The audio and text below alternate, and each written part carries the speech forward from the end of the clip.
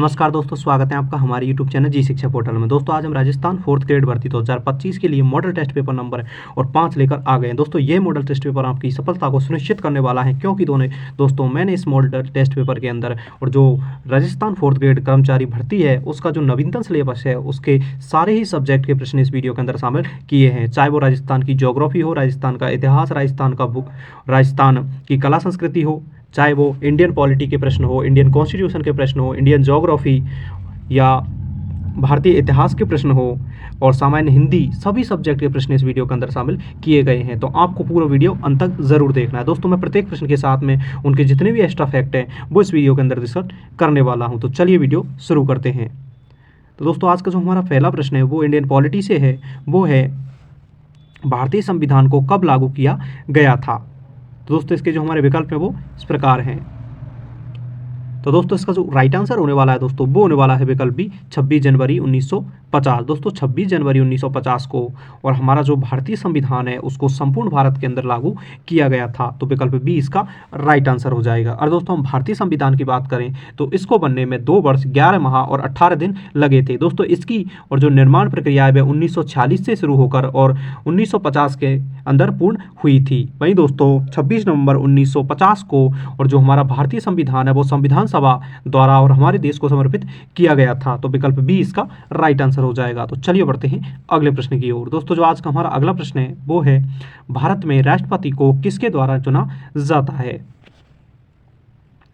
तो दोस्तों इसका जो राइट आंसर होने वाला है दोस्तों वो होने वाला है विकल्प सी, निर्वाचन मंडल। दोस्तों भारत के अंदर और जो राष्ट्रपति का चुनाव है वो भारतीय निर्वाचन मंडल के द्वारा किया जाता है। अगर दोस्तों हम राष्ट्रपति के चुनाव की प्रक्रिया की बात करें तो हमारे देश के अंदर राष्ट्रपति के चुनाव को एकल संक्रमण मत प्रणाली द्वारा किया जाता है। दोस्तों अगर इस चुनाव के अंदर भाग लेने की बात करें तो दोस्तों भारत के अंदर राष्ट्रपति के चुनाव में और संसद के लोकसभा और राज्यसभा के जितने भी निर्वाचित सदस्य होते हैं वो सभी भाग लेते हैं। वहीं दोस्तों और भारत के जितने भी राज्य हैं उनके अंदर जो विधानसभाएं हैं उनके जो निर्वाचित सदस्य यानी जो एमएलए हैं वो भाग लेते हैं। वहीं दोस्तों 2 केंद्र शासित प्रदेश दिल्ली और पुदुचेरी के जो एमएलए हैं वो भाग लेते हैं। तो विकल्प सी इसका राइट आंसर हो जाएगा। और दोस्तों भारतीय संविधान में और अनुच्छेद और 52 के अंदर राष्ट्रपति का उल्लेख हमें देखने को मिलता है। आई होप कि मेरे द्वारा बताए गए फैक्ट आपको इन्फॉर्मेटिव लगे होंगे। तो विकल्प सी इसका राइट आंसर हो जाएगा। तो चलिए बढ़ते हैं अगले प्रश्न की ओर। दोस्तों जो आज का हमारा अगला प्रश्न है वो है राजस्थान में राज्यपाल की नियुक्ति कौन करता है।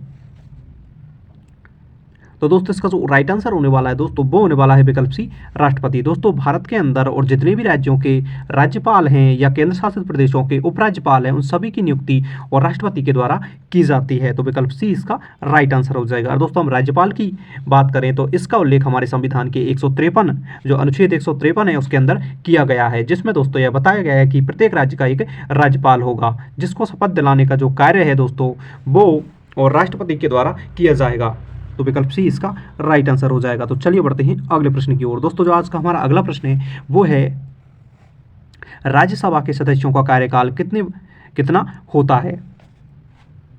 तो दोस्तों इसका जो राइट आंसर होने वाला है वो होने वाला है विकल्प बी, 6 वर्ष। दोस्तों जो राज्यसभा होती है उसका कार्यकाल और 6 वर्ष होता है। अगर दोस्तों हम राज्यसभा की बात करें तो इसको हमारे संसद का उच्च सदन के नाम से भी जाना जाता है। दोस्तों इसमें और इसके जो सदस्य होते हैं उनका कार्यकाल 6 वर्ष माना जाता है, जिसमें प्रत्येक और 2 वर्ष के अंदर इसके 2/3 सदस्य वो रिटायर हो जाते हैं। तो विकल्प बी इसका राइट आंसर हो जाएगा। दोस्तों हमारे भारत के संविधान के अनुच्छेद 80 के अंदर और राज्यसभा का उल्लेख हमें देखने को मिलता है। अगर दोस्तों मेरे द्वारा बताए गए फैक्ट आपको हेल्पफुल लग रहे हैं और आपको वीडियो पसंद आ रहा है तो प्लीज़ हमारे यूट्यूब चैनल जी शिक्षा पोर्टल को सब्सक्राइब करें, वीडियो को लाइक करें और कमेंट करके हमें ज़रूर बताएं कि आपको वीडियो कैसा लग रहा है। दोस्तों मैं इस वीडियो के अंदर और सारे ही सब्जेक्ट कवर करने वाला हूँ, तो आपको ध्यानपूर्वक पूरा वीडियो अंत तक देखना चाहिए। तो चलिए बढ़ते हैं अगले प्रश्न की ओर। दोस्तों जो आज का हमारा अगला प्रश्न है वो है राजस्थान में कुल कितनी विधानसभा सीटें हैं।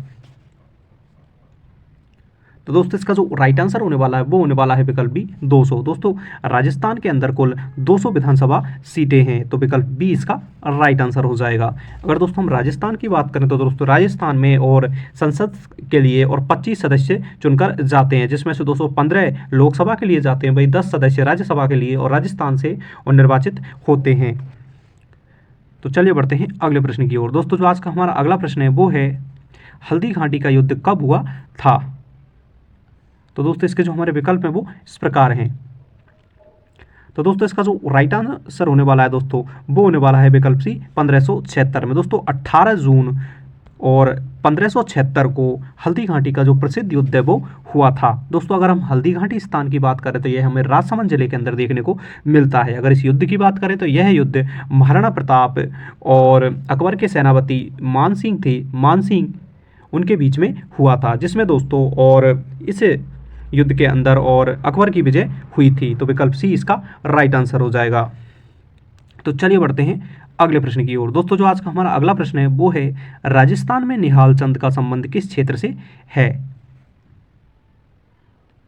तो दोस्तों इसका जो राइट आंसर होने वाला है वो होने वाला है विकल्प सी चित्रकला। दोस्तों राजस्थान के अंदर जो निहाल चंद था उसका संबंध चित्रकला से माना जाता है, क्योंकि दोस्तों राजस्थान के अंदर निहाल चंद द्वारा और किशनगढ़ चित्र शैली का जो सबसे प्रसिद्ध चित्र है वणी ठणी उसका निर्माण किया गया था, जो वहाँ के शासक नागरीदास थे उनके कहने पर, और इस चित्र को और निहाल चंद द्वारा बनाया गया था। दोस्तों इस चित्र की को और राजस्थान की मोनालिसा भी कहा जाता है। तो विकल्प सी इसका राइट आंसर हो जाएगा, यानी कि निहाल चंद का संबंध और चित्रकला से है। दोस्तों अगर आपको वीडियो इन्फॉर्मेटिव लग रहा है तो प्लीज़ हमारे यूट्यूब चैनल जी शिक्षा पोर्टल को अभी सब्सक्राइब करें। मैं आपको विश्वास दिलाता हूं कि 4th ग्रेड भर्ती के अंदर मैं आपको इस चैनल पर और संपूर्ण तैयारी इस एग्जाम की करवाने वाला हूं और आपकी सफलता को सुनिश्चित करने वाला हूं। तो आज ही हमारे यूट्यूब चैनल जी शिक्षा पोर्टल को सब्सक्राइब कर लें। तो चलिए बढ़ते हैं अगले प्रश्न की ओर। दोस्तों जो आज का हमारा अगला प्रश्न है वो है राजस्थान के किस किले को सोनार का किला कहा जाता है। तो दोस्तों इसका जो राइट आंसर होने वाला है वो होने वाला है विकल्प बी जैसलमेर का किला। दोस्तों राजस्थान के अंदर जो जैसलमेर का किला है उसे सोनार के किले के नाम से भी जाना जाता है। अगर दोस्तों हम जैसलमेर के किले की बात करें तो इसका निर्माण और 1156 के अंदर और जो जैसलमेर के शासक जैसल सिंह थे उनके द्वारा किया गया था। दोस्तों यह किला और सोने के जैसे, जब दोस्तों इस पर धूप पड़ती है तो यह सोने के जैसे दिखाई देता है, इसलिए इसे सोनार के किले के नाम से भी जाना जाता है। तो विकल्प बी इसका राइट आंसर हो जाएगा। अगर दोस्तों अन्य किलों की बात करें तो चित्तौड़गढ़ का किला हमें चित्तौड़ के अंदर देखने को मिलता है। वहीं दोस्तों कुंभलगढ़ का किला हमें राजसमंद के अंदर देखने को मिलता है, जिसका निर्माण और कुंभल जो महाराणा कुंभा थे उनके द्वारा करवाया गया था। वहीं दोस्तों रणथंभौर का किला हमें सवाईमाधोपुर जिले के अंदर देखने को मिलता है। तो चलिए बढ़ते हैं अगले प्रश्न की ओर। दोस्तों आज का हमारा जो अगला प्रश्न है वो है प्रसिद्ध कथौड़ी जनजाति राजस्थान के किस भाग में पाई जाती है।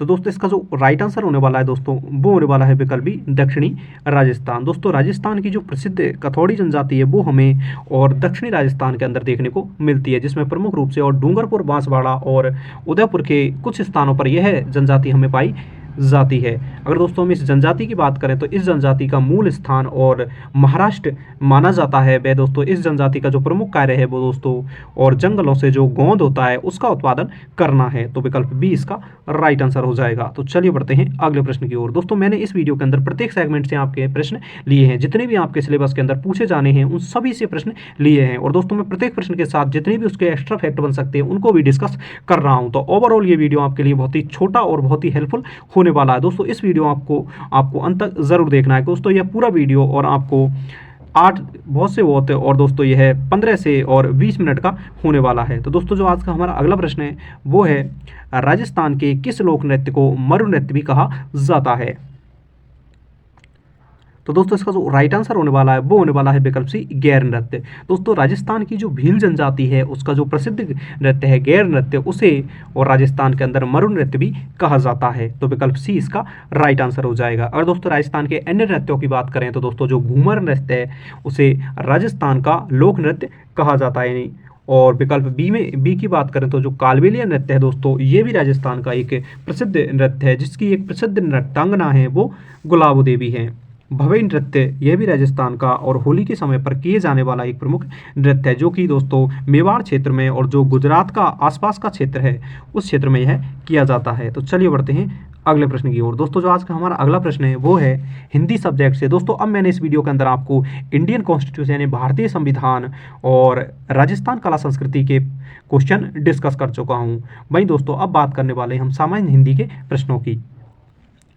शब्द का सही समूह का चयन करें। दोस्तों इसमें हमें और जो एक ग्रुप बताना है वो कौन सा सही है वो हमें बताना है।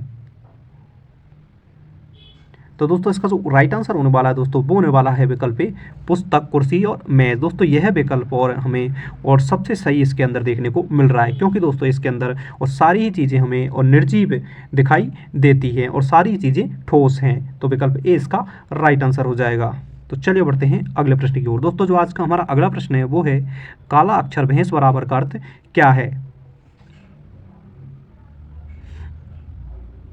तो दोस्तों इसका जो राइट आंसर होने वाला है वो होने वाला है विकल्प बी, जो पढ़ा लिखा ना हो। दोस्तों जो व्यक्ति पढ़ा लिखा नहीं होता है उसके लिए इस मुहावरे का यूज़ किया जाता है, यानी कि काला अक्षर भैंस बराबर, यानी कि उसके लिए और कोई भी जितनी भी हमारी लिखने संबंधित जितनी भी सामग्री है वो उसके लिए स्पष्ट नहीं होती है, उसके समझ में नहीं आती है, इसलिए इस मुहावरे का यूज़ किया जाता है। तो विकल्प बी इसका राइट आंसर हो जाएगा। तो चलिए बढ़ते हैं अगले प्रश्न की ओर। दोस्तों जो आज का हमारा अगला प्रश्न है वो है राजा का विलोम शब्द क्या होगा।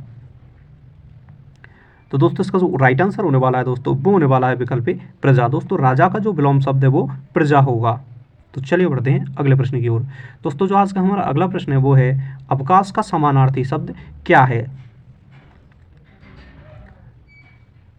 तो दोस्तों इसका जो राइट आंसर होने वाला है वो होने वाला है विकल्प बी विश्राम। दोस्तों जो अवकाश है उसका जो समानार्थी यानी सिनोनियम बताना है हमें वो है दोस्तों और विश्राम। तो चलिए बढ़ते हैं अगले प्रश्न की ओर। दोस्तों जो आज का हमारा अगला प्रश्न है वो है इनमें से कौन सा तत्सम शब्द है। तो दोस्तों इसका जो राइट आंसर होने वाला है वो होने वाला है विकल्प सी नीर। दोस्तों जो नीर है जो कि जल का एक पर्यायवाची है वो एक तत्सम शब्द है। तो चलिए बढ़ते हैं अगले प्रश्न की ओर। दोस्तों जो आज का हमारा अगला प्रश्न है वो आने वाला है जो भारतीय इतिहास है उससे। दोस्तों जो पानीपत की पहली लड़ाई है कब हुई थी।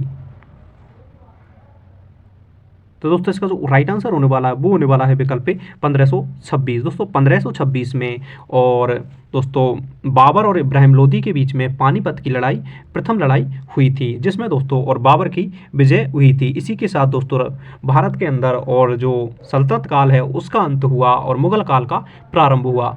तो विकल्प ए इसका राइट आंसर हो जाएगा। दोस्तों हम पानीपत की बात करें तो यह हमें हरियाणा और राज्य के अंदर देखने को मिलता है। दोस्तों अगर पानीपत की दूसरी लड़ाई की बात करें तो वो 1556 के अंदर हेमू विक्रमादित्य और दोस्तों अकबर के मध्य हुई थी। वहीं दोस्तों पानीपत की और तीसरी लड़ाई की बात करें तो यह 1761 में अंग्रेजों और मराठाओं के मध्य हुई थी। आई होप कि मेरे द्वारा बताए गए जितने भी फैक्ट और एक्स्ट्रा इन्फॉर्मेशन है वो आपको और महत्वपूर्ण लग रही होगी। तो चलिए बढ़ते हैं अगले प्रश्न की ओर। दोस्तों जो आज का हमारा अगला प्रश्न है वो है भारतीय स्वतंत्रता संग्राम के दौरान स्वराज मेरा जन्मसिद्ध अधिकार है किसने कहा था।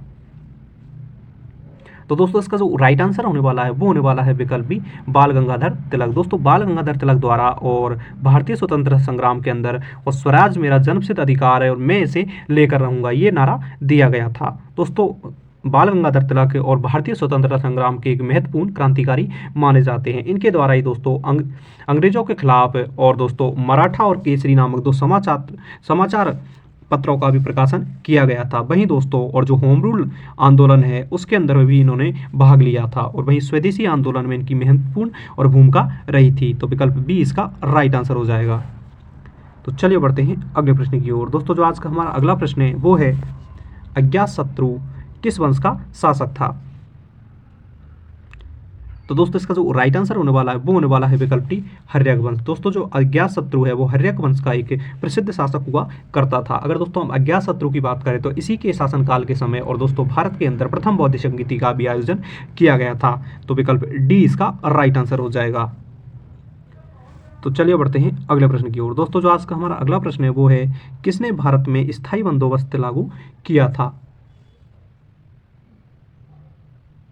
तो दोस्तों इसका जो राइट आंसर होने वाला है दोस्तों वो होने वाला है और विकल्प बी लॉर्ड कॉर्नवालिस ने। दोस्तों लॉर्ड कॉर्नवालिस द्वारा और स्थायी बंदोबस्त की जो प्रणाली है यानी कि भूमि कर की जो प्रणाली है उसकी शुरुआत की गई थी। तो विकल्प बी इसका राइट आंसर हो जाएगा। दोस्तों 1793 के अंदर और यह प्रणाली लॉर्ड कॉर्नवालिस द्वारा और भारत के अंदर लागू की गई थी। अगर दोस्तों हम लॉर्ड कॉर्नवालिस की बात करें तो इन्हें दोस्तों भारत के अंदर प्रशासनिक सेवाओं का जनक कहा जाता है। तो विकल्प बी इसका राइट आंसर हो जाएगा।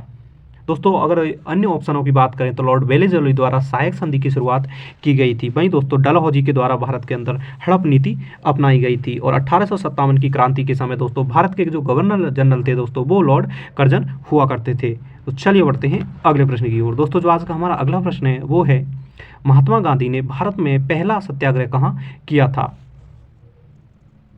तो दोस्तों इसका जो राइट आंसर होने वाला है वो होने वाला है विकल्प ए, चंपारण। दोस्तों महात्मा गांधी द्वारा और बिहार के चंपारण में सबसे पहले भारत के अंदर पहला सत्याग्रह किया गया था। अगर दोस्तों इसके समय की बात करें तो यह 1917 के अंदर महात्मा गांधी द्वारा किया गया था। दोस्तों इस सत्याग्रह का जो प्रमुख उद्देश्य है दोस्तों वह नील की खेती का विरोध करना था।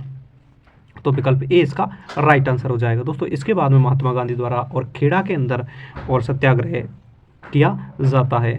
तो चलिए बढ़ते हैं अगले प्रश्न की ओर। दोस्तों जो आज का हमारा अगला प्रश्न है वो है, राजस्थान की सबसे ऊंची चोटी कौन सी है? तो दोस्तों इसका जो राइट आंसर होने वाला है वो होने वाला है विकल्प सी, गुरु शिखर। दोस्तों गुरु शिखर जो कि अरावली पर्वतमाला की सबसे ऊंची चोटी भी मानी जाती है, वही दोस्तों राजस्थान की सबसे ऊंची चोटी है। अगर दोस्तों हम गुरु शिखर की बात करें तो इसकी और जो दोस्तों ऊंचाई है वो हमें 1722 मीटर देखने को मिलती है। यह चोटी दोस्तों और सिरोही जिले के माउंट आबू के अंदर स्थित है। तो विकल्प सी इसका राइट आंसर हो जाएगा। तो चलिए बढ़ते हैं अगले प्रश्न की ओर। दोस्तों जो आज का हमारा अगला प्रश्न है वो है, राजस्थान का कौन सा जिला सबसे बड़ा है? तो दोस्तों इसका जो राइट आंसर होने वाला है वो होने वाला है विकल्प बी, जैसलमेर। दोस्तों राजस्थान का जो जैसलमेर जिला है वो राजस्थान के अंदर सर्वाधिक बड़ा जिला माना जाता है, जो कि लगभग दोस्तों 10% क्षेत्रफल के जो राजस्थान का कुल क्षेत्रफल है उसका 10% है। तो विकल्प बी इसका राइट आंसर हो जाएगा। तो चलिए बढ़ते हैं अगले प्रश्न की। और दोस्तों जो आज का हमारा अगला प्रश्न है वो है, राजस्थान की कौन सी नदी लूनी कहलाती है? तो दोस्तों इसका जो राइट आंसर होने वाला है दोस्तों वो होने वाला है विकल्प सी, लूनी। दोस्तों राजस्थान की लूनी नदी जो कि एक प्रमुख है और राजस्थान की मरुस्थलीय नदी मानी जाती है, वो उसे दोस्तों मरुस्थल की गंगा के नाम से भी जाना जाता है। अगर दोस्तों हम लूनी नदी की बात करें तो यह दोस्तों अजमेर की नाग पहाड़ी से निकलती है। दोस्तों अजमेर की नाग पहाड़ी से निकलकर दोस्तों राजस्थान के 6 जिलों में यह प्रभावित होती है। दोस्तों इसके द्वारा और राजस्थान के कुल सिंचित क्षेत्र का लगभग 10% कवर किया जाता है। दोस्तों अंत में यह कच्छ के रण में जाकर विलीन हो जाती है। तो विकल्प सी इसका राइट आंसर हो जाएगा। दोस्तों अगर आपको वीडियो पसंद आ रहा है तो प्लीज़ हमें कमेंट करके ज़रूर बताएं। हमारे यूट्यूब चैनल जी शिक्षा पोर्टल को सब्सक्राइब करें, वीडियो को लाइक करें और अपने दोस्तों के साथ शेयर करें। दोस्तों मैं आपको विश्वास दिलाता हूं कि इस चैनल द्वारा आपको कभी निराश नहीं किया जाएगा। दोस्तों जो आज का हमारा अगला प्रश्न है वो है, राजस्थान की जलवायु किस प्रकार की है? तो दोस्तों इसका जो राइट आंसर है वो होने वाला है दोस्तों विकल्प सी, मरुस्थलीय। दोस्तों राजस्थान के अंदर मरुस्थलीय जो जलवायु है पाई जाती है। तो विकल्प सी इसका राइट आंसर हो जाएगा। अगर दोस्तों हम राजस्थान की बात करें तो दोस्तों राजस्थान का लगभग और इस पर जो 61% भूभाग है वो मरुस्थल के अंदर शामिल है, जिसमें दोस्तों राजस्थान के लगभग 12 जिले मरुस्थल के अंदर आते हैं। इसीलिए दोस्तों राजस्थान का अधिकतम क्षेत्रफल मरुस्थलीय होने के कारण राजस्थान की जो जलवायु वह भी हमें मरुस्थलीय देखने को मिलती है। तो चलिए बढ़ते हैं अगले प्रश्न की ओर। दोस्तों जो आज का हमारा अगला प्रश्न है वो है, थार मरुस्थल में पाए जाने वाली प्रमुख वनस्पति कौन सी है?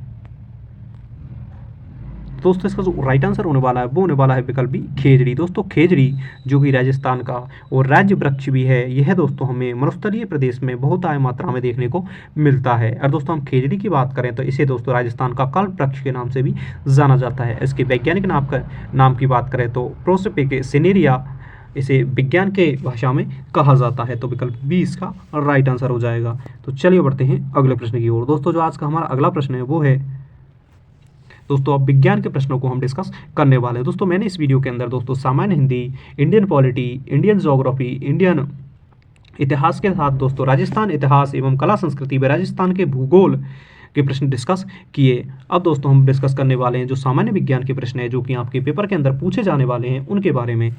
तो दोस्तों आज का हमारा जो सामान्य विज्ञान का प्रश्न है वो है, प्रकाश वर्ष किसकी इकाई है? तो दोस्तों इसका जो राइट आंसर होने वाला है वो होने वाला है विकल्प ए, दूरी। दोस्तों जो दो ग्रहों के बीच की दूरियां हैं या पृथ्वी से सूर्य की दूरी है उसको प्रकाश वर्ष के अंदर मापा जाता है। तो विकल्प ए इसका राइट आंसर हो जाएगा। दोस्तों आज का जो हमारा अगला प्रश्न है वो है, मानव शरीर की सबसे बड़ी ग्रंथि कौन सी है? तो दोस्तों इसका जो राइट आंसर होने वाला है वो होने वाला है विकल्प बी लीवर। दोस्तों लीवर यानी जो यकृत है वो मानव शरीर की और सबसे बड़ी ग्रंथि मानी जाती है। तो चलिए बढ़ते हैं अगले प्रश्न की ओर। दोस्तों जो आज का हमारा अगला प्रश्न है वो है वायुमंडल में सबसे अधिक मात्रा में कौन सी गैस पाई जाती है। तो दोस्तों इसका जो राइट आंसर होने वाला है दोस्तों वो होने वाला है विकल्प बी नाइट्रोजन। दोस्तों जो हमारा वायुमंडल है पृथ्वी का उसके अंदर और लगभग 78% दोस्तों और हमें नाइट्रोजन गैस देखने को मिलती है। वहीं दोस्तों और जो O2 यानी जो ऑक्सीजन है दोस्तों वो हमें 21% देखने को मिलती है। वहीं दोस्तों जो कार्बन डाइऑक्साइड यानी कि CO2 है दोस्तों वो हमें 0.3% देखने को मिलती है। तो चलिए बढ़ते हैं अगले प्रश्न की ओर। दोस्तों जो आज का हमारा अगला प्रश्न है वो है सूर्य की ऊर्जा का स्रोत क्या है। तो दोस्तों इसका जो राइट आंसर होने वाला है दोस्तों वो होने वाला है विकल्प ए परमाणु संलयन। दोस्तों जो न्यूक्लियर फ्यूजन है वो सूर्य के अंदर और ऊर्जा का प्रमुख स्रोत माना जाता है। दोस्तों सूर्य के अंदर और दोस्तों हाइड्रोजन और जो हीलियम के अणु है वो हाइड्रोजन के अणुओं में दोस्तों जो हाइड्रोजन के अणु है वो हीलियम के अणु में और मिलते रहते हैं। इसके कारण दोस्तों अत्यधिक मात्रा में ऊर्जा और ऊष्मा का निर्माण होता है। दोस्तों यही और सूर्य के ऊर्जा का प्रमुख स्रोत माना जाता है। तो विकल्प ए इसका राइट आंसर हो जाएगा। तो चलिए बढ़ते हैं अगले प्रश्न की ओर। दोस्तों जो आज का हमारा अगला प्रश्न है वो है DNA का पूरा नाम क्या है। तो दोस्तों इसका जो राइट आंसर होने वाला है वो होने वाला है विकल्प ए यानी कि दोस्तों डीऑक्सी राइबोन्यूक्लिक एसिड। दोस्तों जो DNA होता है उसे डीऑक्सी और राइबोन्यूक्लिक एसिड के नाम से जाना जाता है। अगर दोस्तों हम DNA की बात करें इसके द्वारा ही दोस्तों किसी भी व्यक्ति के अंदर जो जीनों का प्रभाव होता है यानी कि जो दोस्तों आनुवांशिकता होती है उसका और निर्धारण DNA के द्वारा ही किया जाता है। तो विकल्प ए इसका राइट आंसर हो जाएगा। और दोस्तों आपको वीडियो पसंद आया तो प्लीज़ हमारे यूट्यूब चैनल जी शिक्षा पोर्टल को सब्सक्राइब करें, वीडियो को लाइक करें और कमेंट करके हमें ज़रूर बताएं कि आपको वीडियो कैसा लग रहा है। दोस्तों मैंने इस वीडियो के अंदर जितने भी सेगमेंट आपके एग्जाम में पूछे जाने हैं और जो आपका नवीनतम सिलेबस है उस पर आधारित प्रश्न शामिल किए हैं। आई होप कि आपको वीडियो अच्छा लगा होगा। दोस्तों मैं आपको विश्वास दिलाता हूं कि इस चैनल द्वारा आपकी सफलता सुनिश्चित की जाएगी। तो आज इस चैनल को सब्सक्राइब कर लें और कमेंट बॉक्स में मैंने आपको टेलीग्राम चैनल का लिंक भी प्रोवाइड करवा दिया है। तो आप कमेंट बॉक्स में और उस लिंक पर क्लिक करके हमारे टेलीग्राम चैनल को भी ज्वाइन कर सकते हो। दोस्तों मैं और क्लास की PDF उस चैनल पर प्रोवाइड करवाने वाला हूँ। तो थैंक्स फॉर वॉचिंग।